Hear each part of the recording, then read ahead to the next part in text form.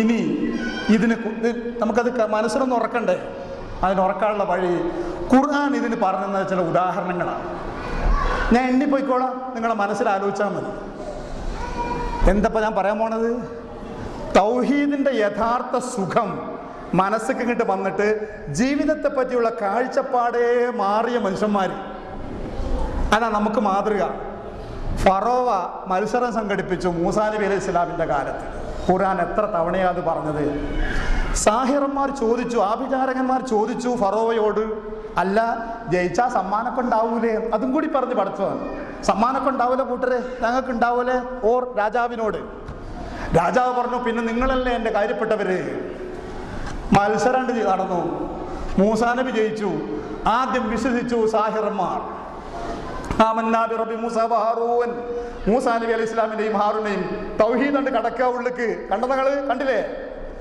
ഫറോവോരോട് പറഞ്ഞു, എൻ്റെ സമ്മതം കൂടാതെ നിങ്ങൾ വിശ്വസിച്ചല്ലേ, നിങ്ങളെ കൈകാലുകൾ ഛേദിക്കും ഞാൻ വിപരീത ദിശയിൽ, വലത്തെ കൈയും ഇടത്തെ കാലും ആ നിലക്ക് ഛേദിച്ചു കളയും, നിങ്ങളെ ഞാൻ കുരിശിൽ തറക്കും.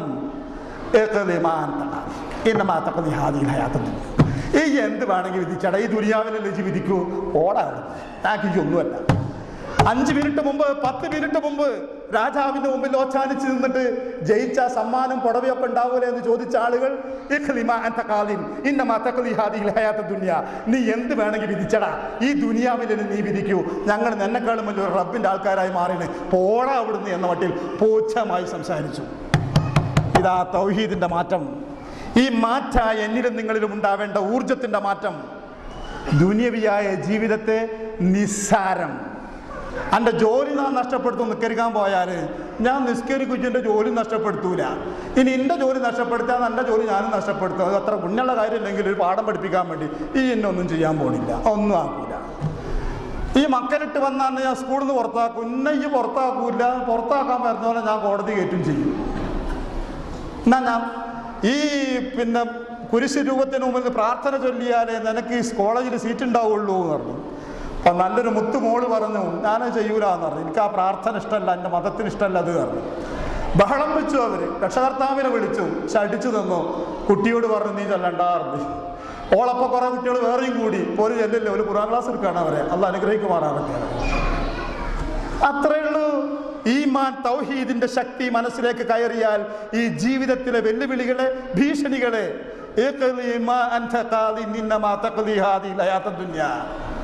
ആരൊക്കെയോ കേരളത്തിലും ഇന്ത്യയിൽ നിന്നിട്ട് പറയും, മുസ്ലിങ്ങളെ ഞങ്ങൾ അങ്ങനാക്കും ഇങ്ങനാക്കും. പോടാ, നീ ഒന്നും ചെയ്യൂല, നിനക്കൊന്നും ചെയ്യാൻ, നിന്നെക്കാളും വലിയൊരു വന്നിട്ട് ഇതൊക്കെ ചെയ്യാൻ മെനക്കെടുത്ത് പിന്നെ നിങ്ങളെ കൊല്ലുമായിരിക്കും. ആ ഒരു പക്ഷെ അത് സാധിക്കും. കൊന്നാ രക്ഷപ്പെട്ടു. ഫുസ്തു റബ്ബിൽ കഅബ, കഅബയുടെ നാഥനാണ് ഞാൻ രക്ഷപ്പെട്ടു എന്നാണ് സഹാബികൾ പറഞ്ഞത്. അതിൻ്റെ അപ്പുറം എന്താ? അത്രയേ ഉള്ളൂ. ആസിയ ബീവി അലൈഹിസ്സലാം, ഹദീസിൽ ആ പേര് വന്നു, ഫറോവ, ഞാനാണ് റബ്ബെന്ന് പറയുന്ന ഫറോവ. അയാളുടെ ഭാര്യ ഒതുങ്ങിക്കൂടി. റബ്ബി ബിലിലീന്നൊക്കെ ബൈത്തം ഫിൽ ജന്ന, സ്വർഗത്തിലൊരു വീട് താ പടച്ചോനെ. എന്തുമാത്രം അനുഭവിച്ചു ആ സ്ത്രീ. വനജ്ജിനി മിൻ ഫിറഔന വഅമലി, ഫറോവന്റെ ശർറിൽ നിന്ന് എന്നെ കാക്കണം പടച്ചോനെ. ഓൻ എന്തും ചെയ്യുന്നു, ഞാൻ ഓന്റെ കെട്ടിയോളല്ലേ പടച്ചോനെ. ഈ ഓനെ റബ്ബല്ലാന്ന് എനിക്കറിയാം, ഞാൻ ഓനെ റബ്ബായിട്ട് കാണൂല, എൻ്റെ കെട്ടിയോനാ. ഓൻ എന്തുമാവും, പക്ഷെ ഉത്തരവാദപ്പെട്ടവരും അധികാര സ്രോതസ്സുള്ളവരും വേണ്ടപ്പെട്ടവരുമായ മുഴുവൻ എതിർത്ത് നിൽക്കുമ്പോഴും തൗഹീദ് അംഗീകരിക്കാത്ത ഒരു കാര്യത്തിന് ഞാനില്ലെന്ന് പിടിച്ചു നിൽക്കാൻ ഒരു മുസ്ലിം സ്ത്രീക്ക്, ഒരു മുസ്ലിം പുരുഷന് ആസിയുടെ ആ വാക്കുകൾ പ്രചോദനമാവണം. വല്ലാത്തൊരു വാക്കല്ലേ. നേർച്ചന്റെ ചോറുണ്ടെന്ന് വേണ്ടാന്ന് പറഞ്ഞ് അതാക്കൂല, നിങ്ങളൊന്നും ആക്കൂല, പടച്ചോനെ അന്നം മുട്ടിക്കരുത് ഈ കലാസ്. നിങ്ങൾക്ക് ആസിയ പറഞ്ഞതുപോലെ മറ്റേ സ്ത്രീ ചോദിച്ചു, ഇബ്രാഹിം നബി അലൈഹി സ്വലാം പോവുക, വിജനമായ നാട്, ആരുമില്ല, വെള്ളം പോലുമില്ല, വീടുമില്ല, വിജനമായ ഒന്നും കാണാത്ത മരുപ്രദേശം, കുഞ്ഞ് ഒരു സ്ത്രീ മാത്രം. പോകുമ്പോൾ ആ സ്ത്രീ ഒരു ചോദ്യം ചോദിച്ചു. ഹദീസിന്റെ വാചകങ്ങളാ, നിങ്ങൾ പോകുന്നത് നിങ്ങളിഷ്ടപ്രകാര അതോ റബ്ബുൽ ആലമീനായ തമ്പുരാന്റെ നിർദ്ദേശപ്രകാര? പുതിയാപ്പിള ഇബ്രാഹിം നബി അലൈഹി സ്വലാം പറഞ്ഞു ഹാജർ അലൈഹിസ്സലാമിയോട്, അത് റബ്ബിന്റെ തീരുമാനം, ഞങ്ങൾ പോയിക്കോ, ഇതെല്ലാം യുദ്ധ ഞങ്ങളെ കുഴക്കൂല, നിങ്ങൾ പോയിക്കോടി. നിങ്ങൾ എവിടേക്ക് വേണമെങ്കിൽ പോയിക്കോ, റബ്ബിന്റെ കൽപ്പനയാണ്, റബ്ബിന്റെ നിർദ്ദേശപ്രകാരമാണ് ഈ വിജനമായ മണ്ണിൽ എന്നെയും എൻ്റെ ഭാര്യ എൻ്റെ കുഞ്ഞിനെയും കൊണ്ടുവന്നിട്ടിട്ട് ഭർത്താവായ നിങ്ങൾ ഇട്ടേച്ച് പോകുന്നതെങ്കിൽ, പടച്ചവനാണത് നിർദ്ദേശിച്ചതെങ്കിൽ ആ കൽപ്പനക്ക് ഞാൻ വഴിപ്പെടാം എൻ്റെ ഭർത്താവെ, എന്നെ റബ്ബ് കൈയൊഴിയൂല. എന്ത് വാക്ക് പറഞ്ഞാണ് ആ ഈമാനെ ഞാൻ വിശദീകരിക്കേണ്ടത്? യൂസുഫ് നബി അലൈഹി സ്വലാമിനെ ഒരു പെണ്ണ് വിളിച്ചു, സുന്ദരിയായ ഒരു പെണ്ണ്, സ്വാധീനമുള്ളൊരു പെണ്ണ്, അവൾക്ക് എന്ത് തെറ്റും മറച്ചു വെക്കാൻ മാത്രം കെൽപ്പുള്ള പെണ്ണ്, തൻ്റെ ചാരിത്രം വിട്ടില്ല, ജയിലിലടക്കുന്നറിഞ്ഞ് റബ്ബി അസ്സിജ്നു അഹബ്ബു ഇലയ്യ, പടച്ചോൻ എന്നാ ജയിലാ എനിക്ക് നല്ലത്, ജയിലാ എനിക്ക് നല്ലത്, എൻ്റെ കഫാലത്തും പോയിക്കോട്ടെ, പണിയും പോയിക്കോട്ടെ, ഇന്നെ ഔട്ടാക്കിക്കോട്ടെ, എന്നാലും തമ്മാടിത്തത്തിന് ഞാനല്ല, ഞാൻ മുവഹിദ, ഞാനൊരു തെറ്റ് ചെയ്യൂല, എൻ്റെ ചാരിത്രം ഞാൻ സൂക്ഷിക്കും. ഒരാണിൻ്റെ തീരുമാനം, പെണ്ണിൻ്റെ തീരുമാനം തന്നെ, അസ്സിജ്നു അഹബ്ബു ഇലയ്യ, ഈ തമ്മാടിത്തത്തെക്കാൾ മുവഹിദായ എനിക്ക് നല്ലത് ജയില. യാക്കൂബ് നബി അലൈഹി സ്വലാമിന്റെ ഒരു മോനെ ചെറുപ്പത്തിൽ ഈ കിണറ്റിലിട്ട് പോയി യൂസുഫിനെ, സഹോദരൻ ബിന്യാമീനെ യൂസുഫ് നബി അലൈഹി സ്വലാം പിടിച്ചു വെച്ചു. അവിടെ മൂത്ത ജ്യേഷ്ഠൻ ഇത് രണ്ടും സംഭവിച്ചപ്പോൾ നാട്ടിലേക്കില്ലെന്ന് പറഞ്ഞ് പിടിച്ചു നിന്നു. 3 മക്കളും നഷ്ടപ്പെട്ടു. കരഞ്ഞ് കണ്ണിന്റെ കാഴ്ച നഷ്ടപ്പെട്ട യാക്കൂബ് നബി അലൈഹി സ്വലാം പറഞ്ഞു, ഇല്ല, എനിക്ക് പ്രതീക്ഷ ഉണ്ട്, എൻ്റെ മക്കളെ അവനക്ക് തിരിച്ചു തരും. കാണാതായ ഭർത്താവ്, പോയ മകൻ, നഷ്ടപ്പെട്ടു പോയ വിവരമില്ലാത്തവർ കാത്തിരിക്കും യാക്കൂബ് നബി അലൈഹി സ്വലാമിനെ പോലെ അസ്വരസങ്ങളില്ലാതെ പ്രാർത്ഥിച്ചുകൊണ്ട്, ഒരു നാൾ അവൻ തിരിച്ചു തരാണ്ടിരിക്കില്ല എൻ്റെ മക്കളെ, എൻ്റെ ഭർത്താവിനെ, എൻ്റെ മകനെ എന്ന പ്രതീക്ഷയോടെ. അസ്ഹാബുൽ കഹ്ഫിന്റെ ആളുകൾ ഗുഹയിൽ പോയി. ഒരു പറഞ്ഞു ഈ ഷെർ ജീവിക്കാൻ കഴിയില്ല, അതിനേക്കാൾ നല്ല ഗുഹയാ. അള്ള പറഞ്ഞു നിങ്ങൾ ഉറങ്ങിക്കൊള്ളിയിടാന്ന് പറഞ്ഞു. 10-300 കൊല്ലം സുഖമായിട്ട് പോലെ ഉറക്കി, എന്നിട്ട് ഉണർത്തി കൊടുത്തു. ഇനിയുണ്ട് പറയാൻ, സമയം എന്നെ പേടിപ്പിക്കുന്നു, 10 മണിക്ക് അങ്ങാട്ട് നിർത്തണം എന്ന് പറഞ്ഞിരിക്കുന്നു എന്നോട്. മനസ്സിലായല്ലോ പറഞ്ഞത്? ഇനി വാ മുഹമ്മദ് മുസ്തഫ സല്ലല്ലാഹു അലൈഹി വസല്ലം അരികിലേക്ക്.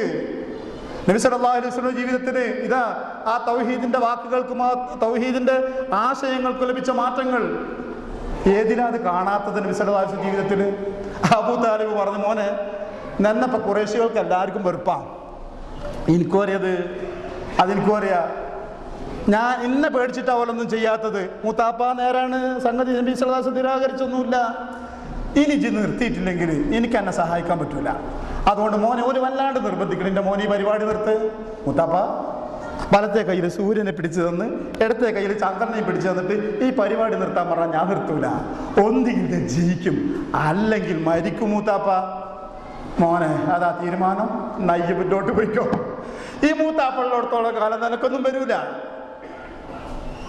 ഉറങ്ങായിരുന്നു നബി സല്ലല്ലാഹു അലൈഹി വസല്ലമ. സഹാബികളൊക്കെ ദൂര സ്ഥലത്താ, വാളെടുത്തൊരു മരത്തമ തൂക്കിയിട്ടിരുന്നു, കിടക്കുക. ഒരുത്തം വന്ന് വാളെടുത്ത്, വാളിന്റെ കിലുക്കത്തിൽ ശബ്ദത്തിൽ നബി ഉണർന്നു. അവൻ ചോദിച്ചു, മുഹമ്മദ് തന്നെ ആരാ ഇപ്പൊ രക്ഷിക്കാൻ? ശാന്തമായ മറുപടി, അള്ള രക്ഷിക്കും. അല്ലോ ഈ അല്ലാതില്ല എന്ന് പറഞ്ഞ കാല് ചുംബിക്കാനും പിന്നെ തലക്കെട്ടെടുത്ത് തൊക്കാനൊന്നും പോയില്ല. ഏമാനയങ്ങളില്ലാതെ എന്ന് പറഞ്ഞിട്ടൊന്നും ചെയ്യാൻ പോയില്ല. അള്ള രക്ഷിക്കും എന്ന് പറഞ്ഞു. കയ്യണ്ട് പറിച്ച് വാളണ്ട് താഴത്ത് വിട്. ആ വാള് നബി എടുത്തു സല്ലല്ലാഹു അലൈഹി വസല്ലം. നന്നാരാപ്പ രക്ഷിക്കാതെ നിങ്ങളല്ലാതെ ആരും രക്ഷിക്കാതെ, ഓടിക്കോ പറഞ്ഞു. ഓടിക്കോ. എന്താണ് ആ ഈമാന്റെ ശക്തി? ജീവിതത്തെ ഈ പരുവത്തിലേക്ക് എത്തിക്കാനുള്ള ശ്രമത്തിലാണ് നമ്മളൊക്കെ. ഈ ക്ലാസ് കൊണ്ട് അവസാനിക്കുന്നതല്ല ഈ വീക്ഷണം. തൗഹീദ് കൊണ്ട് കിട്ടേണ്ട ഊർജം ഇതാണ്. പടച്ചവനുണ്ട് കൂടെ.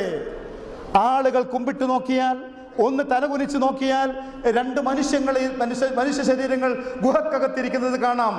ചുവടുകൾ മാത്രം ബാക്കി നിൽക്കുന്നു. വല്ലാത്തൊരു രംഗ. ഒരു എട്ടുകാലി, ഒരു ചലന്തി, ഒരു വല. ചില ചരിത്രകാരന്മാർ അംഗീകരിച്ചിട്ടില്ല, എനിക്കറിയാം, പക്ഷെ പൊതുവെ പ്രശസ്തമായതുകൊണ്ട് ഞാൻ പറഞ്ഞത്. അങ്ങോട്ട് കടന്നപ്പോൾ ചലന്തി വല ഉണ്ടെങ്കിൽ ഒരു കടക്കുമ്പോൾ ആ ചലന്തി വല പോയിണ്ടാവൂലേ? അബൂബക്കർ പേടിച്ചുകൊണ്ട് ചോദിച്ചു, തന്നെ പറ്റിയല്ല പ്രവാചകനെ പറ്റി പേടിച്ചിട്ട്. പ്രവാചകരെ ഓലൊന്ന് തിരിഞ്ഞു നോക്കിയാൽ 2 ആളിലുള്ളൂ. എന്താ അബൂബക്കറെ, 3ാമതായി പടച്ചോനുണ്ടെങ്കിൽ അത് നേരാണ്. രക്ഷിക്കാൻ അള്ളാഹുവിന് മലായിക്കത്തിങ്ങളെ പറഞ്ഞേക്കേണ്ടി വന്നില്ല. ഒരു ചിലന്തി വല കൊണ്ട് 2 ജീവൻ രക്ഷിച്ചു. ഒരു ചിലന്തി വല കൊണ്ട്. നമ്മൾ ആലോചിക്കും പടച്ചോൻ എങ്ങനെ ഇത് ചെയ്യാൻ? പടച്ചോന്റെ പണി നിങ്ങൾ എടുക്കേണ്ട, അത് ഓർത്തോളും. 2 മനുഷ്യജീവൻ രക്ഷിക്കാൻ ഒരു പ്രവാചകനെ ഈ മയ്യായി രക്ഷിക്കാൻ മലായിക്കത്തുകളെ ഇറങ്ങേണ്ടി വന്നില്ല. ഒരു ചെലന്തി വല കൊണ്ട് അള്ളാഹു കാര്യം സാധിച്ചു. അതാ കെട്ടുകാല് വല കെട്ടിയതിനുള്ളിൽ ആരെങ്കിലും ഉണ്ടാവുമോ? വെറുതെ എങ്ങോട്ട് പോരീന്ന് പറഞ്ഞു ഓരാണ്ട് പോയി. അത് തന്നെ പറഞ്ഞാ തീരൂല.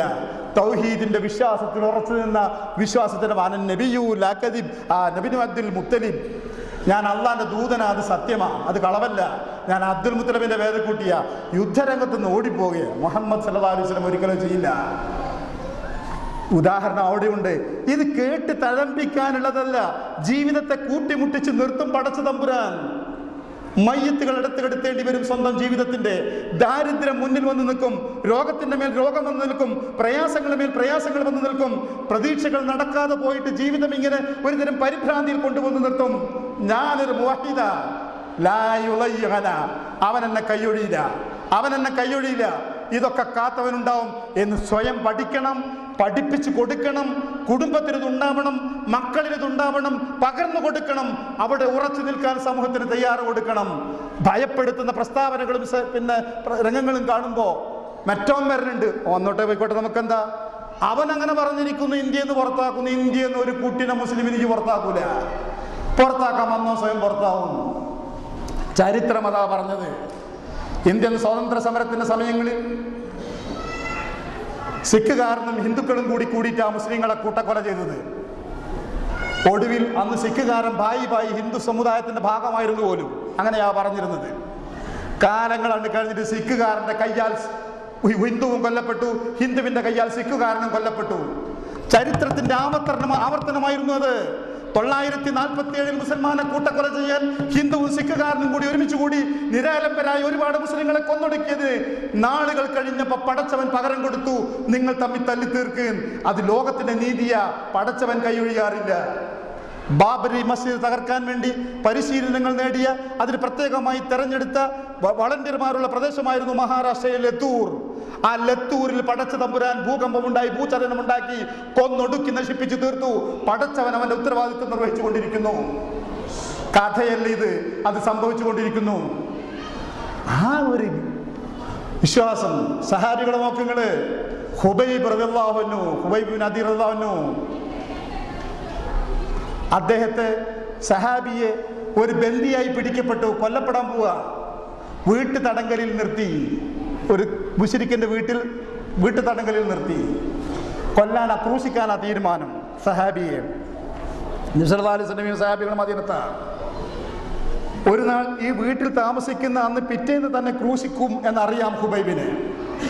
അന്ന് ഹുബൈബ് ആ വീട്ടിലെ പെണ്ണിനോട് ചോദിച്ചു, ഒരു കത്തി തരുമോ, ഒക്കെ ഒന്ന് വൃത്തിയാക്കാനാ, താടിമുടിയൊക്കെ ഏതായാലും മരിക്കല്ലേ. ആ പെണ്ണൊരു അബദ്ധം ചെയ്തു, തൻ്റെ കുട്ടിയുടെ വശം കത്തി കൊടുത്തയച്ചു. തൻ്റെ കുട്ടിയുടെ വശം കത്തി കൊടുത്തയച്ചു ഹുബൈബിന്റെ അരികിലേക്ക്. പിന്നെ പെണ്ണിന് ആദ്യമായി, പടച്ചോനെ ഞാൻ എന്താ ചെയ്തത്, ഞങ്ങൾ പിടിച്ചുകൊണ്ടുവന്ന് ബന്ധനത്തിലിട്ടിരിക്കുന്ന, ഞങ്ങൾ നാളെ ക്രൂശിക്കാൻ തീരുമാനിച്ച ഒരു മനുഷ്യന്റെ കയ്യിലേക്ക് എൻ്റെ കുട്ടിയുടെ ജീവനും കത്തിയും കൊടുത്തയച്ചല്ലോ പടച്ചവന്, ഇനി എന്തൊക്കെ സംഭവിക്കും എന്ന് പറഞ്ഞ് ബേജാറായ ഉമ്മാനെ നോക്കി ഹുബൈബ് പറയുന്നു, ആ മോനെ വാരിയെടുത്ത് വടിയിൽ വെച്ചു. എന്നിട്ട് ആ കുട്ടിക്ക് തൻ്റെ പക്കലുള്ള മുന്തിരി തിന്നാൻ കൊടുത്തു. ഉമ്മാന്റെ ബേജാറ് കണ്ടിട്ട് ഹുബൈബ് ചോദിച്ചു, ഈ കുട്ടിനെ എന്തെങ്കിലും ചെയ്യും നിങ്ങൾക്ക് തോന്നുന്നുണ്ടല്ലേ? ഞാൻ മുഹമ്മദിന്റെ ശിഷ്യനാ, പേടിക്കണ്ട. ആ കുട്ടിയുടെ ജീവൻ ഒരു മൂലധനമാക്കി, ഒരു ബന്ദിയാക്കി പിടിച്ചു വെച്ചിട്ട് സ്വന്തം ജീവനെ വില വീശിക്കൂടായിരുന്നു ഹുബൈബിന്? ഈ നിരപരാധിയായ കുഞ്ഞിന്റെ ജീവന് ഒരു ജാമ്യമാക്കി എടുത്തു വെച്ചിട്ട് തന്റെ ജീവൻ സുരക്ഷിതമാക്കാൻ ഹുബൈബിനും ശ്രമിച്ചുകൂടായിരുന്നോ? അത് ചെയ്യൂല മുവഹിദായ ഒരു മനുഷ്യൻ. ഓർക്കണം, നിരാലംബരായ നിരപരാധികളായ സ്ത്രീ പുരുഷന്മാര്, വഴിയോരങ്ങളിലും യാത്രയിലും നടക്കുന്ന ആളുകളെ വെടിവെച്ച് കൊന്നിട്ട് അതിലൂടെയാണ് ഇസ്ലാമിന്റെ നവോത്ഥാനം എന്ന് ചിന്തിക്കുന്ന പാമരന്മാരെ, ഈ സമുദായത്തിന്റെ ശത്രുക്കളെ നിങ്ങൾ തിരിച്ചറിയണം. ഇതാണ് ഇസ്ലാമിന്റെ മാതൃക. ഒരു നിരപരാധിയുടെ രക്തം ചിന്തിയിട്ട് അള്ളാന്റെ കെലിമത്ത് ഉയർത്താൻ അള്ളാഹ് പറഞ്ഞിട്ടില്ല. മുസ്ലിം സമുദായത്തിന് ഇസ്സത്ത് ഉണ്ടാക്കാനും പറഞ്ഞില്ല. നിങ്ങളെ തെറ്റിദ്ധരിപ്പിച്ചതാ, നിങ്ങൾ തെറ്റിദ്ധരിച്ചതാ. തൗബ ചെയ്തോളൂ, സമുദായത്തെ ഇനിയെങ്കിലും നാശത്തിലേക്ക് കൊണ്ടുപോകാണ്ടിരിക്കുക. ഹുബൈബ് അള്ളാന്റെ റസൂലിന്റെ കത്തുമായി ലോകത്തിന്റെ വിവിധ ഭാഗങ്ങളിലേക്ക് യാത്ര ചെയ്യുന്ന സഹാബികളുണ്ട്. ഹിറക്കൽ രാജാവിന്റെ കൊട്ടാരത്തിൽ കടന്നു ചെന്ന് ഞാൻ മുഹമ്മദ് നബി സല്ലല്ലാഹു അലൈഹി വസല്ലം ദൂതനാണെന്ന് പറഞ്ഞ് ഇസ്ലാമിലേക്ക് ക്ഷണിക്കുന്ന കത്ത് കൊടുത്ത സഹാബികള്. ആരോരും കാണാതെ തോന്നിയാസം ചെയ്തൊരു പെണ്ണ്, ഒരു സഹാബിയത്തായ പെണ്ണ്, ഓമിനി കുടുംബത്തിലെ ഒരു പെണ്ണ്, അവൾ വ്യഭിചാരം എന്ന കുറ്റം ചെയ്തു. അവൾ മുവഹിദത്താണ്. അവൾക്ക് മനസ്സിലായി താൻ ചെയ്തത് തെറ്റാണ്. ഈ ദുനിയാവിൽ ആരും അറിഞ്ഞില്ല. തനിച്ചൊരു തെറ്റ് ചെയ്തില്ലല്ലോ. ആ തെറ്റ് ചെയ്ത പുരുഷൻ അത് ഏറ്റു പറയാനും പോയില്ല. ആൾ മുസ്ലിമാണോ കാഫറാണോ അറിയില്ല. ആരും ചോദിക്കാനും പോയിട്ടില്ല. ആ പെണ്ണിന് ഇരിക്കപ്പൊറുതിയില്ല. മുവഹിദായ മനുഷ്യന്റെ മനസ്സാണിത്. അള്ളാന്റെ റസൂലിന്റെ കോടതിയിൽ വന്ന് പറഞ്ഞു, സമീപത്ത് വന്ന് പറഞ്ഞു, പ്രവാചകരെ ഞാൻ ആ തെറ്റ് ചെയ്തു, എന്നെ ശുദ്ധീകരിക്കുക എറിഞ്ഞുകൊണ്ട്.